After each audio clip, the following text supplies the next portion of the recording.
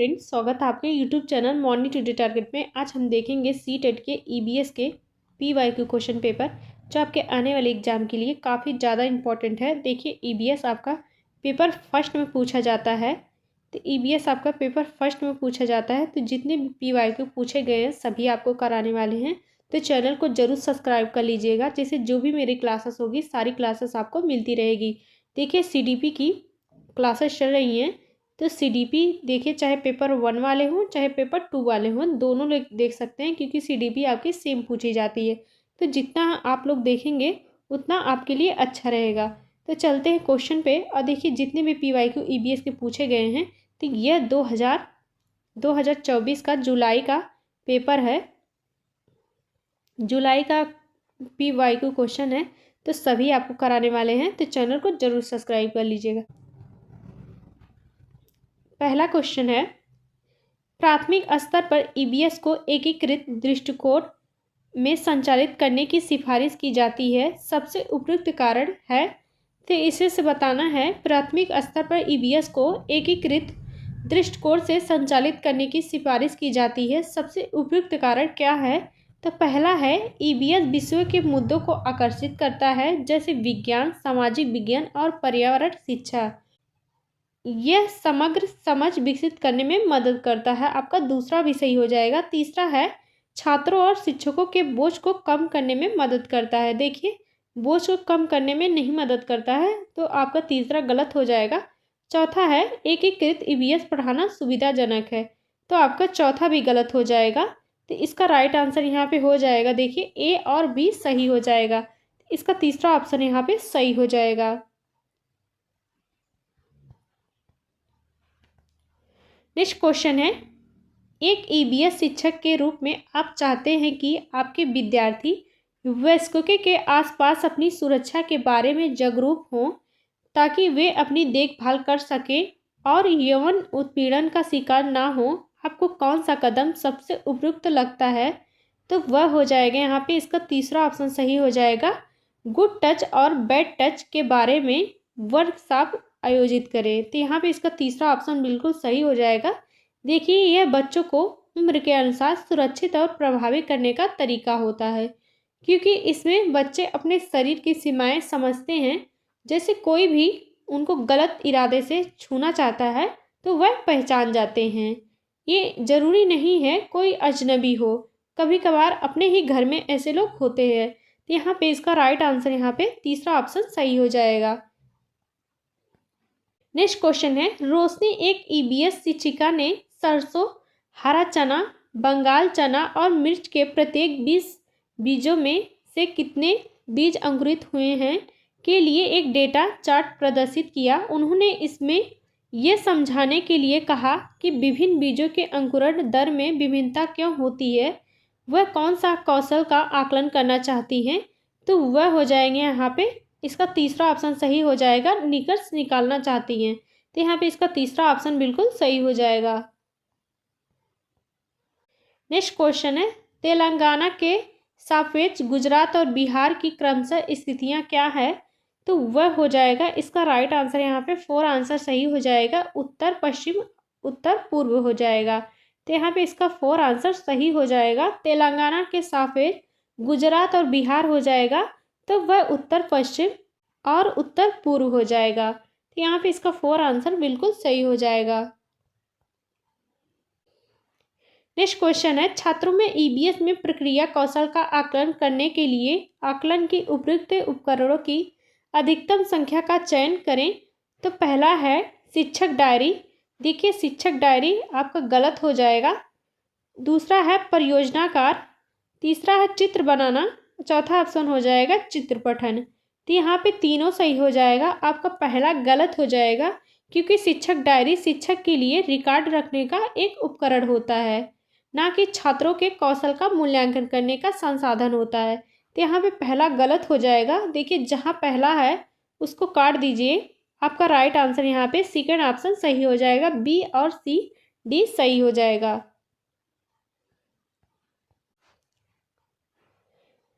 Next question है, किसी केंद्र शासित प्रदेश के मानचित्र के एक कोने पर नीचे दिए गए पैमाने को दर्शाया गया है।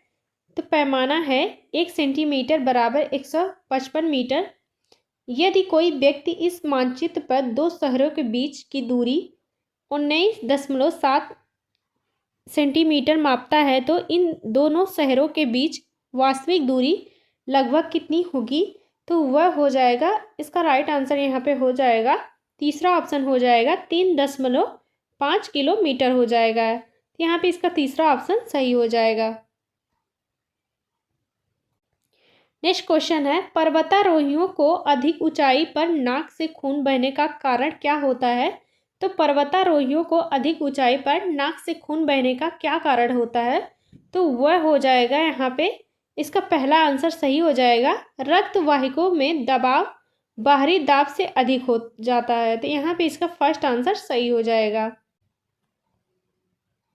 नेक्स्ट क्वेश्चन है, निम्न में से ऊष्मा के कुचालक समूह का चयन करें।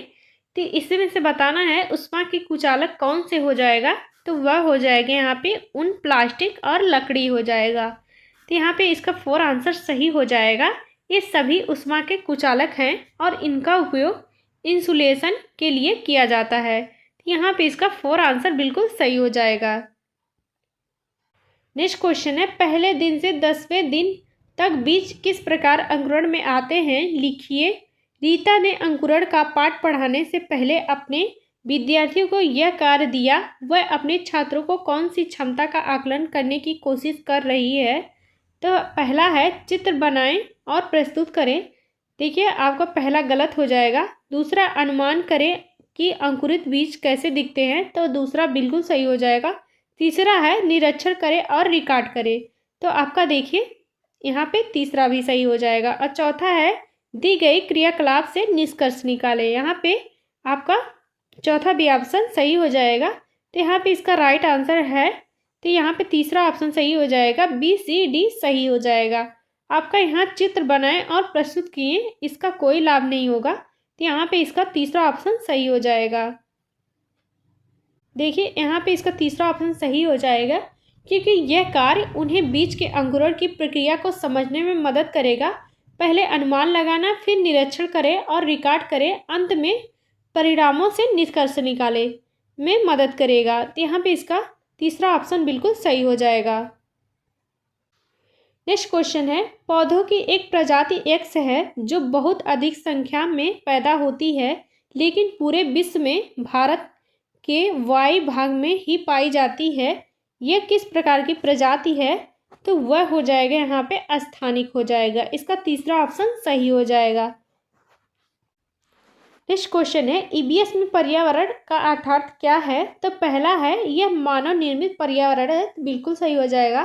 दूसरा है प्राकृतिक पर्यावरण है, तो दूसरा भी सही हो जाएगा। यहाँ पे तीसरा ऑप्शन है सामाजिक पर्यावरण है, तो यहाँ पे तीसरा भी सही हो जाएगा। चौथा है सांस्कृतिक पर्यावरण है, तो यहाँ पे चारों पॉइंट सही हो जाएगा। देखिए पर्यावरण अध्ययन इन सभी घटकों का अध्ययन कराता है ताकि बच्चों को उनके संपूर्ण परिवेश की समझ हो सके। तो यहाँ पे इसका राइट आंसर, यहाँ पे 4 आंसर सही हो जाएगा। ABCD सभी सही हो जाएगा। नेक्स्ट क्वेश्चन है, हाथियों के विषय में वह कथन चुनिए जो सही नहीं है। तो वह कथन बताना है जो सही नहीं है। पहला है हथनियाँ झुंडों में रहती हों, तो बिल्कुल सही हो जाएगा। दूसरा है एक झुंड में 20 से 25 हथनियाँ और उनके बच्चे होते हैं। तीसरा है हाथी 14-15 वर्ष की आयु तक ही झुंड में रहते हैं, तो आपका तीसरा सही हो जाएगा। चौथा है 15 वर्ष से अधिक वायु के हाथी झुंड छोड़ देते हैं और अकेले ही रहते हैं। तो यहाँ पे जो सही नहीं है तो वह हो जाएगा इसका दूसरा ऑप्शन जो सही नहीं है। इसका दूसरा ऑप्शन सही हो जाएगा।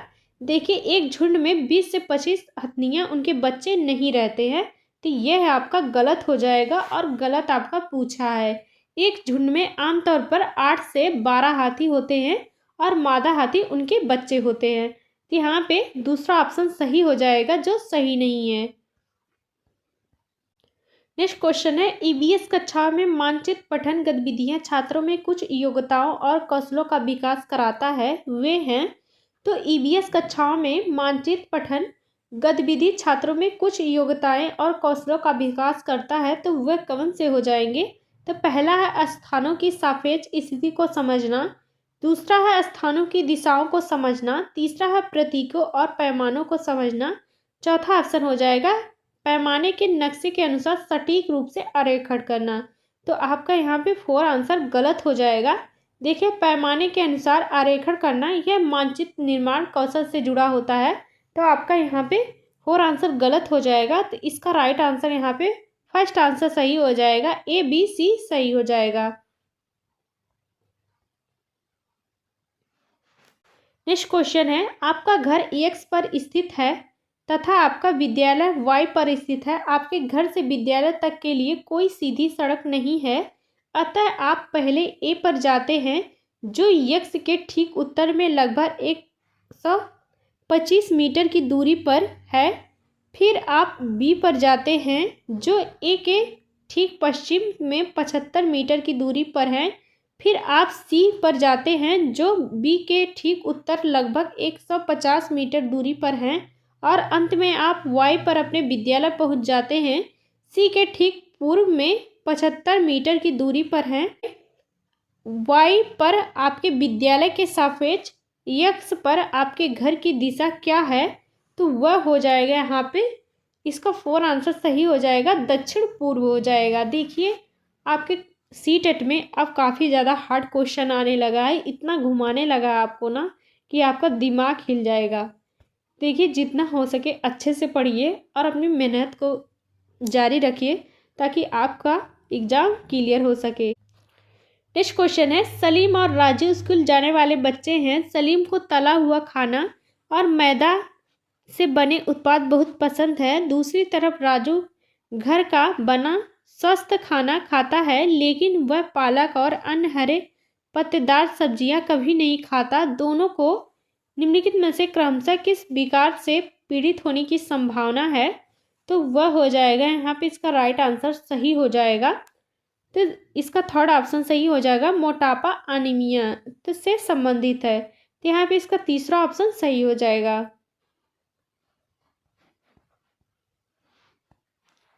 नेक्स्ट क्वेश्चन है, निम्नलिखित में से उस समूह को चुनिए जो मिश्र धातुओं से बना है।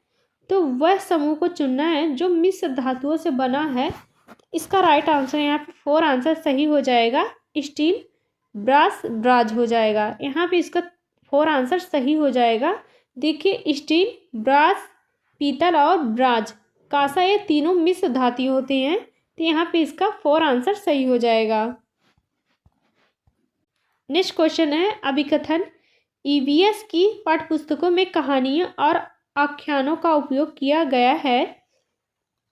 कारण है, उद्देश्य है कि बच्चे संवेदनशील बनाना, क्योंकि वह कहानियों में पात्रों के साथ तदानुभूति रख सकता है। पाठ्यपुस्तकों को बच्चों को हमारे समाज के भीतर मौजूद व्यापक मतभेदों के प्रति संवेदनशील बनाना चाहिए। तो यहाँ पे देखिए, इसका फर्स्ट आंसर सही हो जाएगा। अभिकथन कारण दोनों सही है, कारण अभिकथन की सही व्याख्या करता है। तो यहाँ पे इसका फर्स्ट आंसर सही हो जाएगा। नेक्स्ट क्वेश्चन है, पृथ्वी के आयतन में निम्नलिखित में से होते हैं। तो पृथ्वी के आयतन में निम्नलिखित में से होते हैं, पहला है 1% परपटी, दूसरा है 84% मेंटल, तीसरा ऑप्शन है 15% क्रोड। तो यहाँ पे इसका राइट आंसर यहाँ पे हो जाएगा, ए बी सी सभी सही हैं। इसका 4 आंसर यहाँ पे सही हो जाएगा।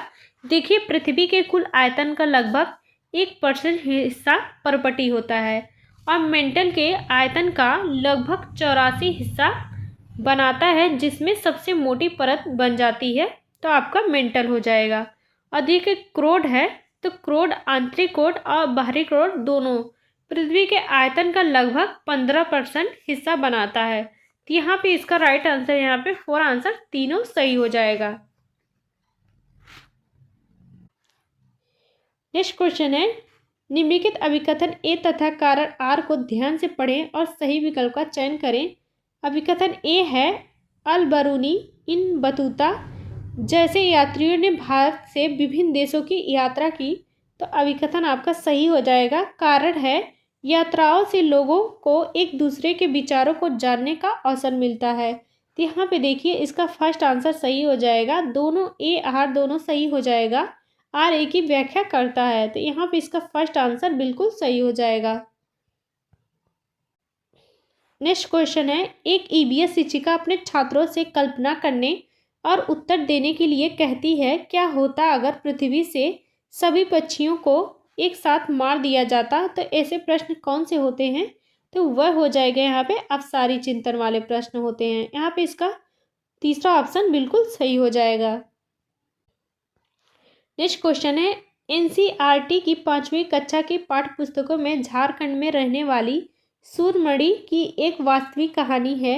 यह अध्याय आदिवासी जीवन और सूरमणि की भूमिकाओं को दर्शाता है। छात्रों के लिए प्रासंगिक अध्याय द्वारा संबोधित सबसे महत्वपूर्ण पहलू का चयन करें। तो पहला है, जनजाति समुदायों के बारे में लोकप्रिय धारणाएं और पूर्वाग्रह हैं। दूसरा है, वनवासियों के समुदायों और उनके पास रहने वाले जंगलों के बीच घनिष्ठ संबंध है। लड़कियों की शिक्षा कैसे उनके जीवन को बदलती है। चौथा ऑप्शन है, जनजाति आदिवासी द्वारा उपयोग किए जाने वाले वन उत्पाद। तो यहाँ पे इसका राइट आंसर हो जाएगा, यहाँ पे इसका सेकेंड ऑप्शन सही हो जाएगा, BCD सही है। तो आपका यहाँ पे फर्स्ट आंसर गलत हो जाएगा। तो इसका राइट आंसर यहाँ पे सेकेंड ऑप्शन सही हो जाएगा। नेक्स्ट क्वेश्चन है, निम्नलिखित में से कौन से पर्वतों की उत्पत्ति ज्वालामुखी से मानी जाती है? कौन से पर्वतों की उत्पत्ति ज्वालामुखी से मानी जाती है? पहला है माउंट किलिमंजारो, दूसरा है फ्यूजिमा, तीसरा आल्प्स पर्वत। तो यहाँ पे इसका राइट आंसर यहाँ पे पहला हो जाएगा, B सही हो जाएगा। देखिए, आपका माउंट पर्वतों की उत्पत्ति ज्वालामुखी से जो मानी जाती है तो वह हो जाएगा माउंट किलिमंजारो और हो जाएगा फ्यूजिमा हो जाएगा। तो इसका राइट आंसर यहाँ पे 4 आंसर सही हो जाएगा, B सही हो जाएगा। नेक्स्ट क्वेश्चन है, नीचे दिए कथनों A और B पर विचार कीजिए। पहला है, कथन A है, कौवा पेड़ की बहुत नीची डाल पर घोंसला बनाता है। तो आपका देखिए पहला गलत हो जाएगा, क्योंकि कौवा सबसे ऊंची डाल पर घोंसला बनाता है, इसलिए यहाँ पे पहला ऑप्शन गलत हो जाएगा। दूसरा है, बीवर पक्षी 2 पत्तों को सीकर अपना घोंसला बनाता है। तो यहाँ पे आपका दूसरा भी गलत हो जाएगा, क्योंकि देखिए बीवर पक्षी को बया पक्षी भी कहा जाता है। वह अपने घोंसले को घास, टहनियों और पेड़ पौधों और रेशों से बनाते हैं। तो यहाँ पे आपका दूसरा भी गलत हो जाएगा। देखिए, दर्जन चिड़िया जो अपने पत्तों को सिलकर घोंसला बनाती है। तो यहाँ पे इसका राइट आंसर यहाँ पे A, B दोनों गलत हो जाएगा। नेक्स्ट क्वेश्चन है, निम्नलिखित अभिकथन A तथा कारण R को ध्यान से पढ़ें और सही विकल्प को चुनें। अभिकथन A है, अगर कोई तैरना नहीं भी जानता है तब भी मृत सागर में वह आसानी से तैर सकता है। कारण है, मृत सागर के 1 लीटर पानी में 300 ग्राम नमक पाया जाता है, जो इसे सबसे अधिक नमक संग्रहित सागर बनाता है। तो यहाँ पे देखिए अभिकथन भी सही हो जाएगा और कारण भी सही हो जाएगा। तो यहाँ पे इसका राइट आंसर यहाँ पे A, R दोनों सही है। R A की व्याख्या करता है। तो यहाँ पे इसका फर्स्ट आंसर बिल्कुल सही हो जाएगा। नेक्स्ट क्वेश्चन है, समर अपने छात्रों से अपने परिवार के सदस्यों से सलाह लेने के लिए कहता है कि वे अलग अलग तरीकों से पकाए गए अलग अलग खाद्य पदार्थों के नाम पता लगाएं, जैसे कि भाप देना, भूनना, उबालना, तलना। याद सबसे उपयुक्त कारण क्या है?